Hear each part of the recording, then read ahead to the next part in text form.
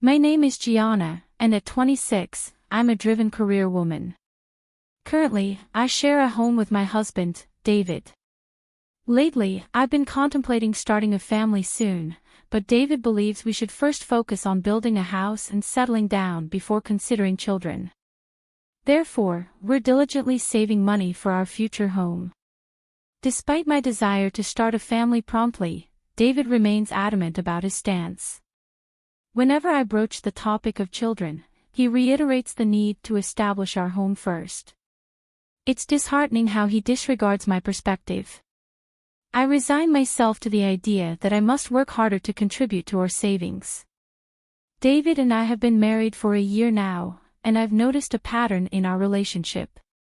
He rarely considers my opinions, a trait that persisted from our dating days.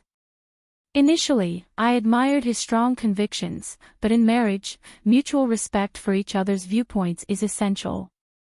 I fear our marriage is faltering, especially with the influence of his parents, who live just a short drive away. David frequently visits his parents, citing reasons like cutting down on expenses. However, I've discovered he indulges in drinks with his co-workers, conveniently omitting these expenses from his frugal calculations. It's perplexing how stringent he is with me about saving, yet lenient with himself. His frugality extends to trivial matters like conserving hot water and turning off lights prematurely, directives he imposes solely on me. If only he extended the same standards to himself, perhaps our relationship wouldn't feel so one-sided. I would be seething with anger, however, he seems to believe it's acceptable to impose his ideas on others. Every week, when we visit his parents' house, a new problem surfaces. Hasn't it been a year since you got married? We want some good news soon. Well, we'll be able to see our grandchild, exclaims both my in-laws, putting immense pressure on me. Glancing at David, sitting beside me, I can tell he's glaring disapprovingly. It's evident he wants to say, "Don't say unnecessary things." While I share the desire for a child, David insists on building our own home first. It's entirely inappropriate for my in-laws to pressure me to have a child in this situation. Rather than advising David, who doesn't listen to my words at all regarding having children, my in-laws persist in pressuring me. Despite wanting to speak up, I'm silenced by their constant pressure for a grandchild. After the meal, David announces, "I'm going out for a smoke. You know, Gianna, it seems like you're working, but if you want to be a housewife, you should quit your job and work hard to be a good wife. Maybe that's why David isn't paying attention to you. It feels as though I'm being told I can't have children because I'm working." Despite my strong desire for children, David is the one not thinking about having them anytime soon. "Just quit your job already," urges my in-law. I retort, "It was David who asked me to work. Why don't you talk to him first before constantly lecturing me?" Expressing my anger, I continue, "When it comes to having children, I want them too, but it's David who stubbornly refuses to listen to me until we have our own home. Instead of nagging at me, why don't you make sure you tell your son the truth?" My words leave my in-laws in a state of shock. I excused myself with a simple apology and left the table, making my way toward the entrance. The anger within me extended to David, who leisurely smoked by the entrance without saying a word. I climbed into the car. He followed suit, casually remarking, "Hey, are you leaving already?" Knowing he would never disclose the truth to his parents, I grew weary of the various things my in-laws constantly told me. I declared that I wouldn't be visiting my in-laws' house anymore. David widened his eyes in surprise. "Why not? We can save on food expenses, right? You also want a home soon, and children, don't you?" he questioned. Fed up with the continuous impositions from both him and my in-laws, I snapped back, "If it's about saving, I've told you many times that we would save more if you stopped going to drinking parties or smoking. Instead of driving to your parents' house just to save the cost of one meal, why don't you save in that way? Everyone needs a break." Expressing my frustration, I continued, "You keep imposing things on me, like not using hot water and turning off the lights by 10 p.m. You think we can save money without sacrificing anything? We can save money without sacrificing anything. If I have to go through all this trouble alone, then I don't need a home. I'm fed up with this. You never sacrifice anything yourself, but you're okay with imposing it on others. David downplayed the situation, brushing it off. It's not a big deal. But I countered, no, it is a big deal. Do you have any idea how much patience I've had all this time? I was beyond frustrated, not just with his dismissive attitude, but with the way he painted me as the reason we hadn't had children yet. In front of his parents, he acted as though I were the one refusing, when in reality, it was him who insisted on waiting. I was tired of being the only one pressured to have children. It's not me who doesn't want kids, it's you, David. I've been saying for a long time that I want children soon, so stop acting like I'm the one to blame. Seeing David struggle to respond to my unexpected anger gave me a small sense of satisfaction, but it didn't solve anything. Unsure of what to do next, I gazed out the car window, ignoring him. A month later, everything shifted when one of my relatives, my father's brother, passed away. He had owned several pieces of land, a luxurious mansion, and lived an extravagant lifestyle. His death became a revelation for David. Impressive. I didn't know you had such a remarkable relative, he remarked. A few days later, I received news about my uncle's inheritance. Since the matter concerned only me, I arranged to meet with a lawyer at our apartment to discuss the details. Recognizing that the concept of inheritance made David uneasy, I politely asked him to leave the room. I wanted to spare him any unnecessary stress, or trouble, if he got involved. For 3 hours, I listened as the lawyer explained the intricacies of the inheritance. After thanking him, I saw him out. Expecting to find David at home, I was surprised to see he was gone. Assuming he had stepped out to give me privacy, I shrugged it off and started preparing dinner. I had no idea that 3 months later, everything would take an unexpected turn. One evening, David approached me, saying, "There's something I want to show you." He took me for a drive. Excitement bubbled up as we entered a residential area, but confusion set in when he parked in front of an unfamiliar house. David pressed the intercom, and to my shock, my in-laws emerged from inside. But this wasn't their home. "You finally made it. So, when are you and Gianna moving in?" my father-in-law asked enthusiastically. "We're thinking of moving in by the end of this month," David announced. I froze. Moving in. His father continued talking, but I barely heard him. My mind reeled. Why had David brought me here? Hadn't I made it clear I wouldn't visit my in-laws anymore? Desperately searching for an explanation, I turned to David. "What is this? Why did you bring me here?" He shrugged as if it were nothing. "Don't get so angry.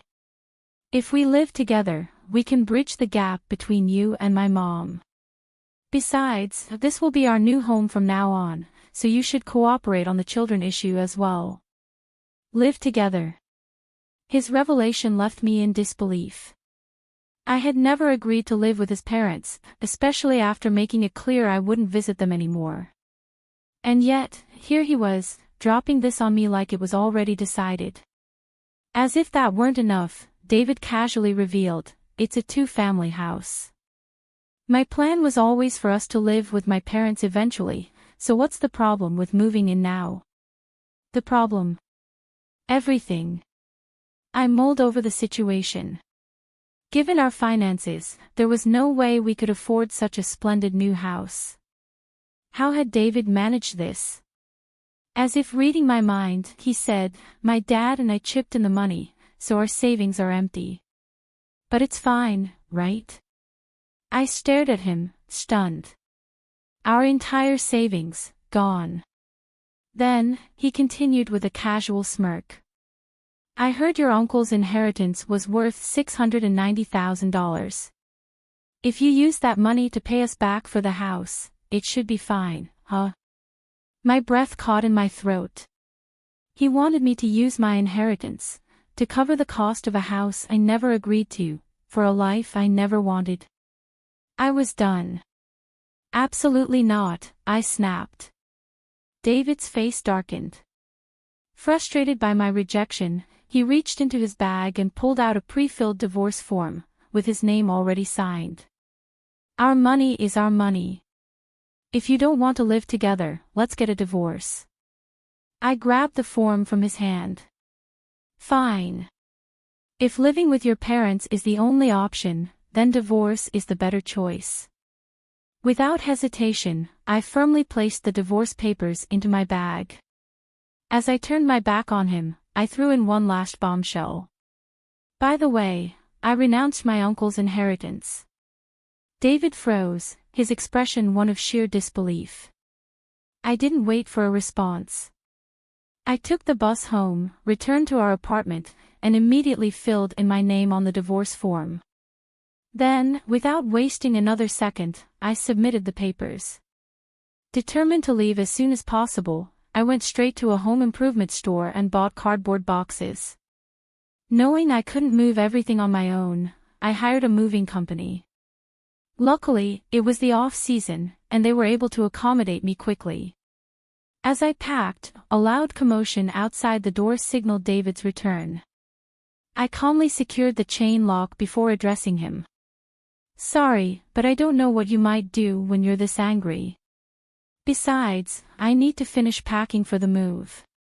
Could you stay at your parents' house for a few days? And with that, I shut the door on him, on our marriage, on everything.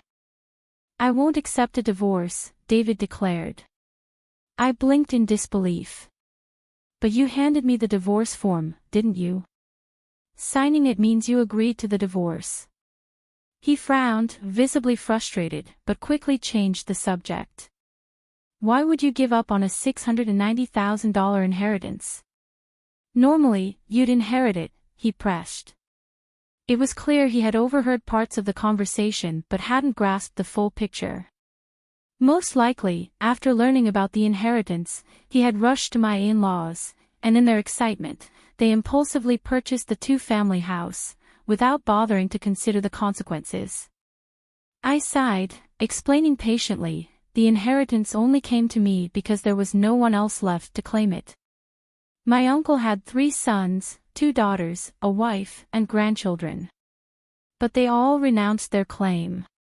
He may have had $690,000 on paper, but between demolishing his mansion, maintaining his land, and settling his debts, there was barely anything left. After discussing it with the lawyer, I realized renouncing the inheritance was the better choice. David's face contorted in disbelief. No way. So you're saying that even if you had inherited the $690,000, there wouldn't have been much money left? His voice grew sharper. That's fraud. I shook my head. It's not fraud. You just didn't bother to hear the full story. Someone eavesdropped, left before getting all the facts, and jumped to conclusions. And now, look where that's gotten you. For once, he was silent. Maybe he finally understood how badly he had miscalculated. But it was too late. You betrayed my trust, David, I said firmly. We already filed for divorce. You and I are no longer a couple. Why are you suddenly acting like you don't want this? If you truly didn't want a divorce, you should have come after me right away instead of waiting. He opened his mouth as if to argue, but I continued, your mother's opinion on the divorce doesn't change the fact that you and your father sank our savings into that house without my consent. And your mother, who has never worked a day in her life, doesn't understand the true value of money. But that's not my problem anymore. His face paled. You haven't submitted the divorce papers yet, have you? I already did, I said without hesitation. His shoulders slumped, standing there in front of our apartment door, looking utterly lost. A part of me knew he had brought this upon himself. but I had no time to waste feeling sorry for him. I turned away and continued packing for my move. After a while, he was gone. Once I had settled my relocation, I informed my workplace about the divorce. My boss, who had once acted as a mediator between us, deserved an explanation. I also told my coworkers, especially those who had attended our wedding. Then, in the middle of my lunch break, David stormed into my department, his face flushed with frustration. "It's absurd that you're talking about the divorce like this," he blurted out. "I wish you hadn't mentioned it." Apparently, word had already spread in his department. His co-workers assumed I had inherited an estate and that he had suggested buying a two-family house. When faced with the choice between divorce or living together under his parents' roof, I had chosen divorce. That decision had consequences, for him. People started avoiding him at work.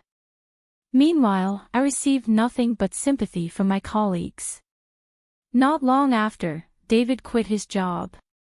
And then, something unexpected happened. A male colleague approached me and, with a nervous but sincere expression, confessed, "I've actually liked you for a long time. I hope to build a home where we can communicate as a couple and work things out together." For the first time in a long while, I felt a glimmer of hope.